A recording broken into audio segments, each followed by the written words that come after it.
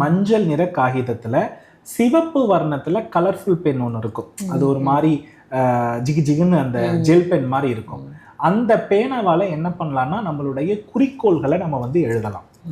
குறிக்கோள்களை எழுதி அதை வந்து நாம பழம், நகை, வெள்ளி பொருட்கள் இதெல்லாம் பூஜை அறையில வைத்து, தானிய வகைகள் எல்லாம் வைத்து, அந்த வருடத்துல நமக்கு எதெல்லாம் குறைவில்லாது கிடைக்க வேண்டுமோ அதெல்லாம் நம்ம எந்த இடத்துல வைக்கணும், நம்ம வீட்டில் இறைவன் எழுந்தருளக்கூடிய இடத்தில் வைத்து நம்ம என்ன செய்யணும் அப்படின்னா, இந்த நம்மளுடைய குறிக்கோள்களையும் அந்த மஞ்சள் காகிதத்துல நம்ம என்ன பண்ணோம்னா சிவப்பு நிறத்தாலான பேனாவால முழுமையாக எழுதணும்.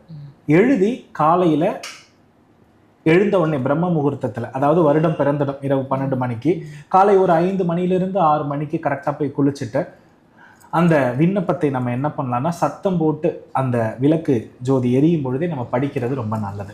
எழுதி வச்சுட்டு அதை நம்ம வந்து படிக்கணும். அந்த மாதிரி படிக்கும்